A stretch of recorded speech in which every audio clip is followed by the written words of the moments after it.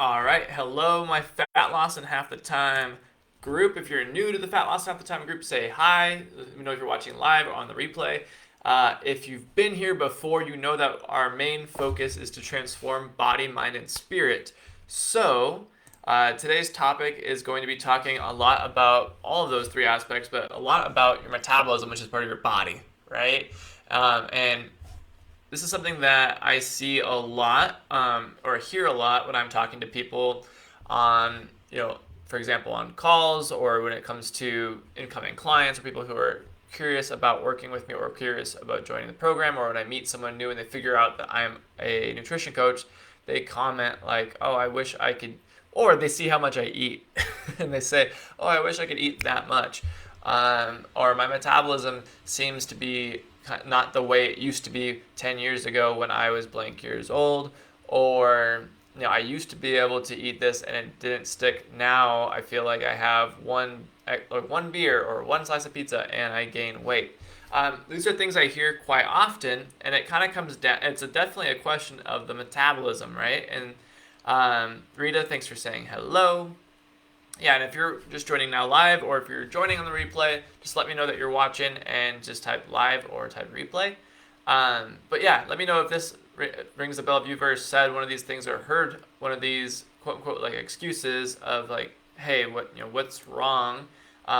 Maybe I'm just getting older. Maybe it's my metabolism is slowing down, and there is maybe some truth to that. But I'm gonna explain what's going on and what we can actually do to fix that if you feel like, hey, I just have a slower metabolism, or for some reason I can only eat 1,400 calories and if I eat more than that I start to gain weight, or I tried a 1,200 calorie diet and it didn't work, so obviously I have to have a slow metabolism, or I work out 6 days a week and I'm not seeing results, so obviously something's wrong with my metabolism.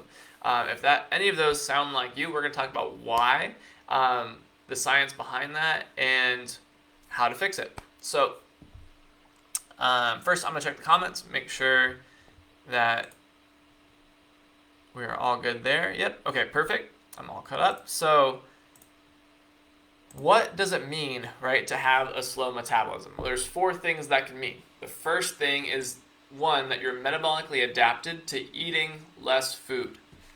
So your body adapts, right? When we had ice age, people survived the ice age through adapting. We have winter versus summer, and you live in a place where it has seasons, you adapt. When we went from, when people migrated from Russia to North America, we had to adapt. When we started to live on ships and discover sea exploration, people adapted. Human body is very good at adapting, something that we've done for a very long time. And so your body is going to adapt to whatever you give it. And if you give it 1,200 calories a day, 1,400 calories a day, the keto diet every day, or anything that's restrictive consistently for a long period of time, a few months or even a few years or beyond that especially, then your body will adapt to it. And if it's less food, then your metabolism will adapt by slowing down or seeming like it slows down. So that's the first of the four methods of why you might have a slow metabolism, or what it looks like, or what causes it. The second one is practicing efficiency in your training. So you're literally training your body to be more efficient and to use calories more sparingly, right? And so how do you do that? One is by doing cardio, right? So for example, running. If you want to be a marathon runner, aka you want to run a marathon, you're going to have to become more efficient to do that. You're going to become better at running longer distances and spending less energy as a result. So how do you get better at the mile? You get faster, right? You're able to run that mile time faster, which means you get less tired running the mile time at the pace that you were training at, and therefore you're able to step it up better. You get better at the technique of running, you spend less calories, you become more aerodynamic, you are a lot easier, like your body's able to tap into fat oxidation easier, for that energy, and you're just going to be better at doing cardio, right? So you're becoming more efficient. Um, and so the more efficient you get, the better your body is at using less energy or less calories to get by, right? So that's the second thing. And it doesn't have to look like running. It could look like cycling a slow distance for long periods of time. It could look like even a lot of like boot camp style or HIIT style workouts where you're jumping around a lot, constantly moving, never allowed to rest. That's going to essentially be cardio. You can even lift weights and never give yourself rest and start checking the box of you're getting more efficient rather than stronger. So it doesn't necessarily have to be running on a treadmill, for example, or running outside. It could look like a lot of different things to get your cardio in and to become more efficient and therefore use less calories throughout your day. Number 3 is just needing less calories because you hardly move, right? Moving a lot less. A lot of people, this happened to them because of quarantine, right? The last 2 years, you've been moving a lot less, working from home, right? Making that switch. So your body's going to be adapted to, hey, not needing as much energy to get through the day. So therefore, it's going to not require as much energy. So if you take in more energy, it's extra energy. You're going to store that as body fat. Metabolism is a little bit slower because you don't move very much. Another way that we get really good at and more efficient with spending less energy is by trying to take all the groceries in one trip instead of using 4 or 5 trips. By holding your pee so you don't have to get up, use the restroom every hour, or drinking less water so you don't have to get up and go to the restroom as often so you move less. Things like that, where you're just feeling like, oh, I don't want to go take the trash out, so I'm going to wait and push that off. You're pushing off your movement, right? And the less you move, the less active you are, then of course your metabolism is going to adapt to that. The fourth thing is prioritizing body fat storage due to high stress. When you're under lots of stress, aka not sleeping, not taking care of your body well, not moving, and then you have work, you got kids, you got a bunch of other stuff, maybe go to the doctors and get health screening, and that's worrisome. All kinds of stuff like that is going to actually put you at higher stress, and therefore your body will adapt to that signal, and it's going to adapt by, hey, we need to hold on to calories, we need to be more efficient, we need to store body fat, because that's our body. For most people, that's the body's stress adaptation. So that's where this comes from, and that's why you might feel like you have a slow metabolism. The good news is that your body is made to adapt, and so that there's nothing wrong with your metabolism actually. It's just a normal phenomenon that happens because of the signals you're sending to your body. Your body is naturally responding in a healthy way to become more efficient, to use less calories, to store more body fat, because you are training yourself to be more efficient, hardly eating enough, so adapting to lower calories, and because you're putting too much stress on your body, whether it be physiological or emotional or any other type of stress in your life, and your body is naturally wanting to, hey, let's keep body fat. Pam, thanks for being on. I see that you joined a little late, but you haven't really missed much yet because I'm just introing some stuff on what does it mean to have a slow metabolism. If you guys got questions, either live or on the replay, now's the perfect time to ask them. And then how do we fix this, right? So if you think like, all right, dang, I know what causes a slower metabolism now, and know probably why. Like, I do a lot of these things currently. Maybe that's why I can't eat more than 1,200 calories a day or 1,400 calories a day, or body fat seems hard to get rid of. And so what do we do to solve this, right? So one thing is to do the exact opposite, right? To adapt to eating more, and so instead of eating less, to adapt to becoming more metabolically inefficient. So training to build expensive tissue, aka muscle tissue, is expensive. Your body has to upkeep and maintain it via calories, versus when you train for cardio, you tend to actually get smaller and lose muscle mass, prioritize more body fat and less expensive tissue to become more efficient and lighter for running, right? Number 3 would be move more consistently and adapt to needing more calories to get through the day, so just being more active in general. And number 4 is adapting to prioritize muscle mass instead of body fat by recovering properly and making sure that you are diffusing stressors throughout the day. Um, and so if you're doing this wrong right now, like here's a couple examples of, hey, I definitely have a slow metabolism and here's why. Like, so here's a scenario one is, and this is, I know this is happening out there, is just eating 1,200 calories because someone told you, hey, try the 1,200 calorie diet. It's a magic number.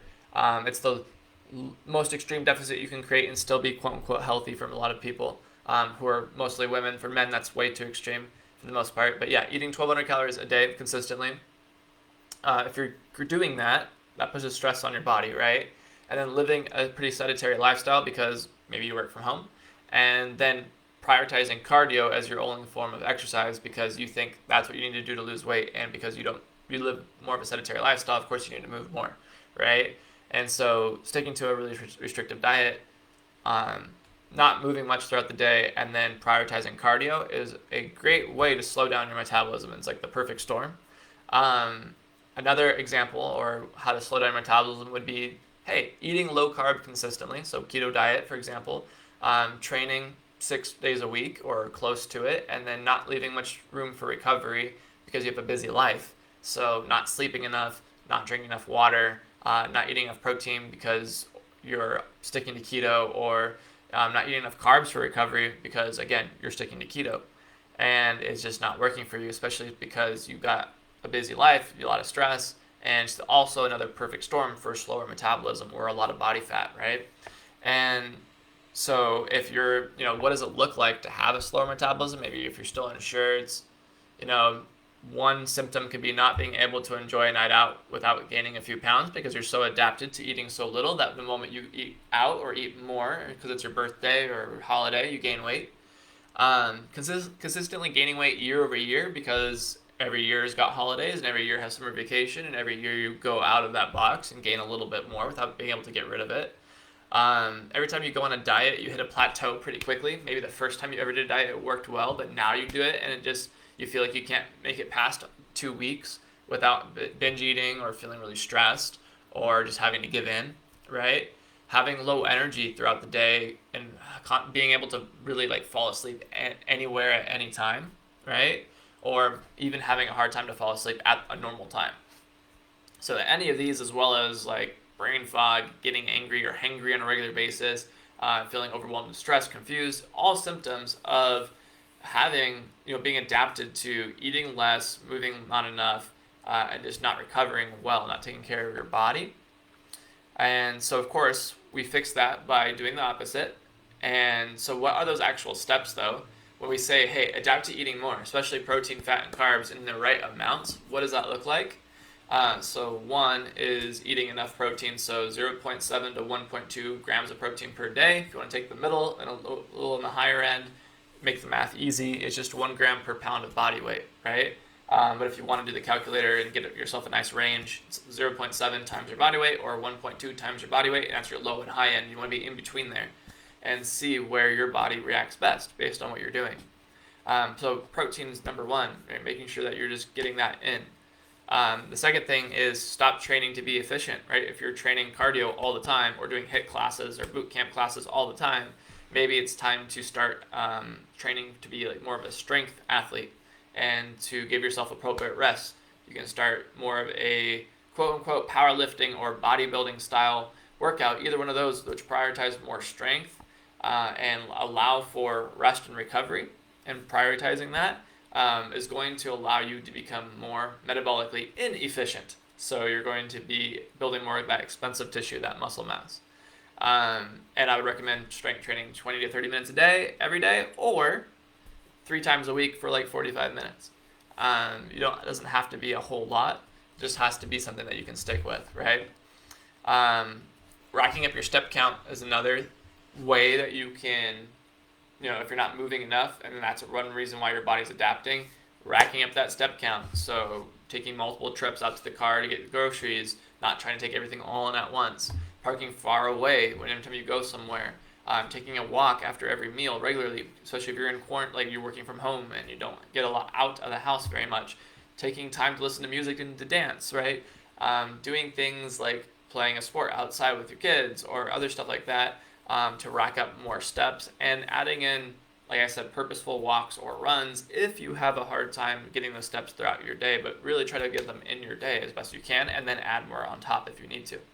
And then the last one is just make sure that you recover well, right? So you move enough, you sleep, you drink water, you eat enough calories, you eat enough nutrients, you stretch, you're mindful, you are not procrastinating or putting things off, you're not watching TV before bed and then having a hard time to sleep. You're reading more, you're meditating, you're praying, and you're not arguing with people needlessly, and you're letting things go that need to be let go. If you're doing that, you're going to have less stress, and it's going to be a lot better for you. So this is essentially when someone says, "Hey, I feel like my metabolism's not working. I've been stuck eating 800 calories a day, or 1,200 calories a day, or whatever it might be. Even if it's 1,600 calories a day, that's still pretty low. And I'm not able to lose weight, and I work out 6 days a week, or I do lots of cardio. What's wrong?" Chances are this is what's wrong right here. This is your metabolism's adapted. It's adapting to your lifestyle, and you need to change your lifestyle to unadapt that metabolism, so that way you have more flexibility and you're able to then lose weight when you want to. So I hope that this is super useful information. I know that this is stuff that's not really taught in the diet industry. They always just teach you, hey, you're not moving enough if you're not losing weight, or you're eating too much if you're not losing weight. But the reality is, so many people go into diets every year and they don't work anymore because they're adapted to them already. And so we have to go through this process of actually being healthier metabolically, and to realize that it's not just about, I do lots of cardio and I diet, so therefore I'm good, because doing lots of cardio and dieting are not in and of themselves healthy. I think cardio gets abused too much. It is something that's good for you to do, but it gets abused too much, overused. And dieting, while it's something that might be good for certain people at a certain time, it's not good for people to do year round, definitely, and it's not good for everyone to do. Some people it's not appropriate for. Sometimes there's a better way to go about things, and definitely you want to spend most of your time in the year focusing on metabolic flexibility, priming, strength training, and getting healthier, and following kind of these steps I laid out for you today. So if you feel like, hey, I got a slow metabolism, I want to fix that, listen to this replay. Make sure you get the replay of this call and start, take notes. Make sure you enact these steps and figure out what the red flags for you are right now, why your metabolism is slower right now, and how you can shift that to be a little quicker and faster. If you got questions on this, please ask them. There's a couple of people watching live. Definitely ask questions if you're watching on the replay right now. That way I'll come back and I'll make sure you get the answers to them. All right, guys, have an amazing rest of your Wednesday. I'll be announcing the mini challenge this weekend, and I'll announce it tomorrow. That way we can start it running Friday, Saturday, Sunday, and I can buy someone coffee for competing in that. All right, guys, have an amazing rest of your day. God bless. Talk soon.